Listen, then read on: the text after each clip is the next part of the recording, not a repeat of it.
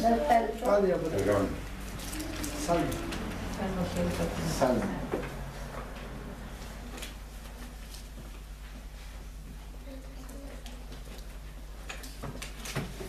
Siguiendo con la serie de sermones, libros y sermones bíblicos del libro de los Salmos. Saludamos a los hermanos que a través de la página de la Iglesia Cristiana de la Reforma, hoy día domingo, están congregados también y nos pueden ver a través de internet. Seguimos con la serie de sermones del libro de los Salmos. Estamos viendo 4 aspectos o herramientas que nos entrega el libro de los Salmos para poder aplicarlas a nuestra vida y que Dios edifique nuestras vidas, valga la redundancia, con el estudio, la meditación, la oración, la reprensión y el canto. La meditación, la reprensión, la oración y el canto. Esos son los 4 aspectos que nosotros estamos viendo en el libro de los Salmos. Leemos la Biblia en el nombre del Padre, del Hijo y del Espíritu Santo. Amén. Amén. No alabarán los muertos a Jehová, ni cuantos descienden al silencio. Pero nosotros bendeciremos a Jehová desde ahora y para siempre. Aleluya. Eso es como una convicción, ¿no? No alabarán los muertos a Jehová, ni cuantos descienden al silencio. Porque ahí ya no hay alabanza. Hay solo quejas, hay solo alaridos. Y allí no está Dios en su misericordia, pero sí en su ira. Pero nosotros bendeciremos a Jehová desde ahora y para siempre. Aleluya, porque esperamos ese regreso y estar para siempre en los atrios de Jehová nuestro Dios. Estuvimos hablando la semana pasada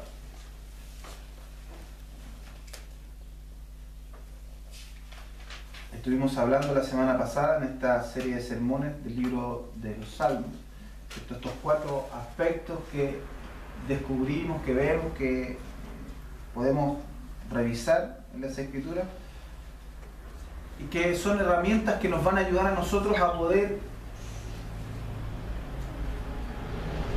meditar, buscar reprensión, bendecir, crecer en la oración y entender el sentido correcto del canto, de la alabanza. Esos son los 4 aspectos que vimos. Y estuvimos revisando un poco, haciendo la introducción a este pequeño estudio, que es una adaptación del estudio de Benjamin Shaw, de Legionary Ministries, de R.C. Sproul, ¿cierto? Y estuvimos viendo varias cosas interesantes y de los que el Señor también nos pudo ir entregando dentro del estudio. Dentro de ellas hablábamos un poco cómo el libro de los Salmos cuenta toda la historia, ¿cierto? Un poco del desarrollo de la escritura, ¿cierto? De la elaboración del Antiguo Testamento. El libro de los Salmos, dijimos que nos contaba o mostraba, ¿cierto? Fue escrito a través de toda la época de la revelación del Antiguo Testamento, desde el tiempo de Moisés, ¿cierto? Estuvimos viendo ahí el Salmo 90, ¿cierto?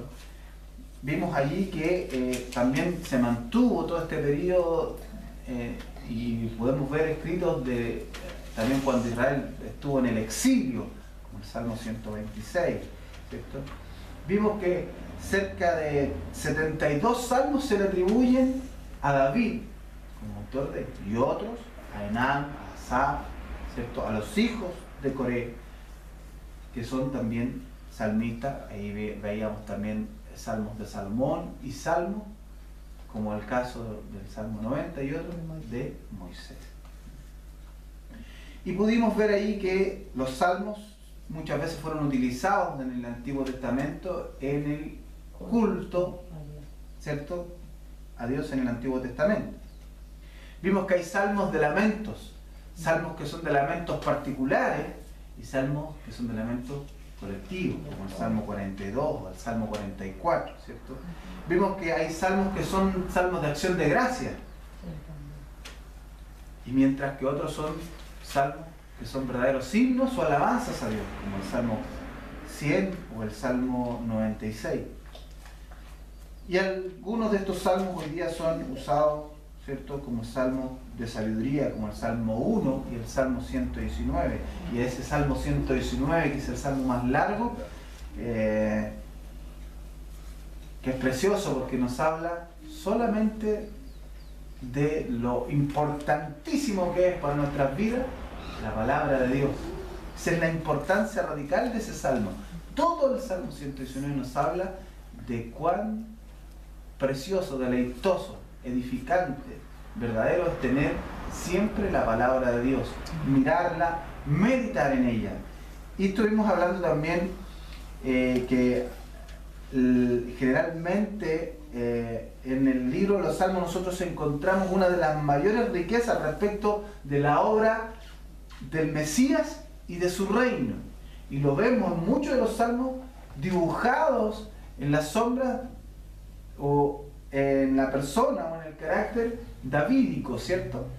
Pero está hablando del ungido, del Mesías, del Cristo y de su reino. Y hay salmos también que son derechamente salmos que se denominan salmos mesiánicos, en donde se habla de Cristo directa y claramente, ¿cierto? Como son el caso del Salmo 2, el Salmo 22, el 45, el 72 y el 110, entre otros.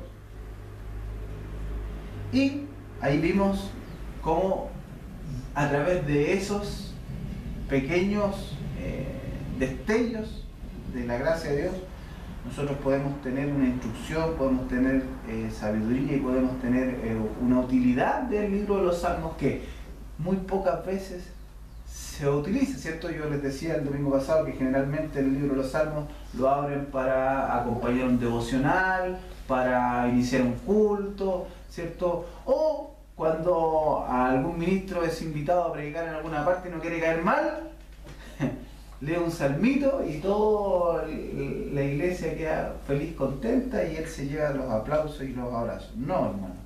El libro de los Salmos también nos reprende. Sí. Nos exhorta. Estuvimos hablando allí y comenzamos a ver 4 aspectos. Y el primer aspecto era la meditación. Esta palabra que normalmente es usada por las religiones orientales o por la nueva era. Y en el caso de la religión evangélica es traída esta palabra hoy día con la connotación que le da el movimiento de la nueva era. Pero las escrituras nos hablan de meditación. Para el caso de las religiones orientales y para el caso de la nueva era, la meditación es vaciarse de uno, ¿cierto? Como que dejarse absorto frente a cualquier idea o racionalidad y dejar en ese vacío que entre un Dios que no es un Dios personal, sino que para ellos es una energía, ¿cierto? Es un pensamiento positivo, es la energía universal. Pero las escrituras nos muestran que la meditación para el creyente es una reflexión racional, intelectual, en un Dios personal. Porque Dios es personal. Y eso lo encontramos en el meditar diario de su palabra. Eso estuvimos viendo, ¿cierto?, respecto de la meditación. Nuestros antepasados, como los puritanos y los reformadores, hablaron y dieron cientos de discursos respecto de meditar en la palabra de Dios. Y estuvimos viendo allí, ¿cierto?, el ejemplo claro del Salmo 119. Si usted lo busca, podrá leer algunos pasajes allí.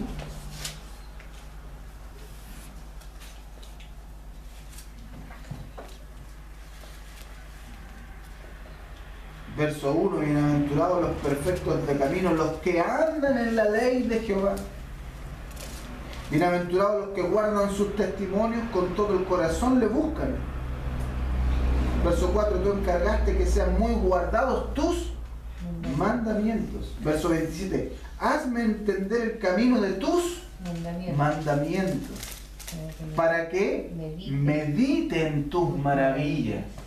La meditación del creyente es una meditación reflexiva, es una meditación intelectual en un Dios personal que se ha revelado a sí mismo en su palabra.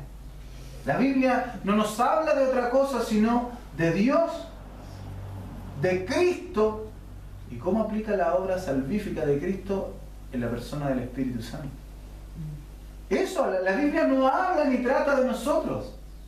Nos toca, ¿cierto? Nos exhorta, nos pone dentro de la historia, pero la historia central está relatando la obra de Dios, de Cristo y del Espíritu Santo. Alabado sea el Señor. Entonces, esta palabra tan preciosa que es la palabra meditación ha sido, se han adueñado aquellos practicantes de las religiones orientales y de la nueva era. Pero nuestra meditación, que es bíblica, o la meditación bíblica, nos ayuda a hacer un análisis, una meditación diaria, racional, intelectual. Y pudimos aprender allí, en esto, que la ley del Señor entonces para aquel que medita en su palabra es un deleite, porque él va a meditar en ella de noche y de día, como lo dice el Salmo 1, el verso 2. Pero para entender cómo debemos meditar, aprendíamos, ¿cierto? Debemos entender que la ley aquí, porque cómo es meditar en la ley, la palabra ley viene a ser connotada con su traducción al Torá, que es la traducción más correcta usada allí en el término ley. Porque no solamente vamos a meditar en los aspectos legales de la ley, sino que nos lleva a nosotros a meditar en los aspectos morales, de manera que cuando el salmista está diciendo la ley del Señor está su deleite y en su ley medita de noche y de día, la palabra ley ahí viene a ser la palabra Torá, o sea, todos los artículos de la ley moral de Dios. En aquellos nosotros hemos de meditar para que nuestra vida tenga la edificación necesaria. Y esa meditación sea una meditación racional, sea una meditación que nos ayuda a edificar.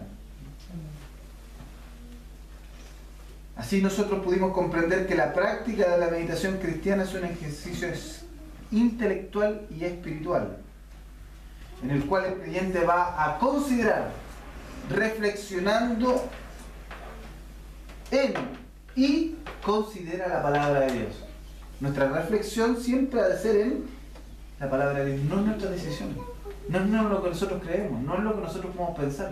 Cada reflexión que nosotros hacemos, y esto es muy frecuente en nuestra vida, cuando nosotros sentimos reflexionar, ¿cierto? O meditar en lo que estamos haciendo, se nos vienen muchas ideas locas normalmente a la cabeza. Pero, ¿qué hace el creyente? ¿Qué hace el cristiano? Debe ir a meditar en las Escrituras, reflexionar en y en la palabra de Dios, en la palabra del Señor, ¿cierto? Leímos ahí algo interesante para entender qué significaba la palabra ley, que era el Torá, ¿cierto? Todo lo que, cómo lo entendíamos de manera correcta, y leímos ahí Deuteronomio capítulo 8, verso 3. Busque Deuteronomio capítulo 8, verso 3. Y ahí pudimos entender a qué se refiere el salmista con que él va a meditar, y que en su ley de día y de noche, y que esta será su deleite. Y eso es para cada creyente. Leímos ahí y entendimos que esto significa todo lo que procede de la boca del Señor. De manera que la ley no solamente son los aspectos legales, sino que todo lo que proviene de la boca del Señor. Y ahí hablábamos cómo Cristo con esto mismo reprendió a Satanás y le dijo: no solo de pan vivirá el hombre, sino de todo lo que sale de la boca del Señor, porque Él siempre meditó en su palabra. Cuando la Biblia nos habla allí en el Salmo 119, que es un salmo que nosotros no nos vemos reflejados en ello, porque es la adoración, es el culto, es la devoción de un ser perfecto delante en y por la ley de Dios, vemos reflejado a Cristo. Él sí que siempre se mantuvo fiel a la meditación en su palabra. Él sí que guardó su palabra. De manera que cuando vino el tentador, Él lo pudo reprender por las Escrituras. Esa es la meditación cristiana. Y entendíamos también que lo primero que uno va cuando va a meditar en la palabra de Dios, considerándola a ella, ¿cierto?, es que esa palabra nosotros debemos buscar comprenderla. Y segundo, es aplicarla a nosotros mismos. ¿Cierto? Porque cada vez decíamos que uno va a las Escrituras, uno no va leyendo alocadamente. Y tocábamos el caso de varias personas, o muchas en realidad en nuestras congregaciones, que siempre dicen: yo no entiendo la Biblia, o no entiendo lo que dice así, yo prefiero quedarme con lo que dice el pastor.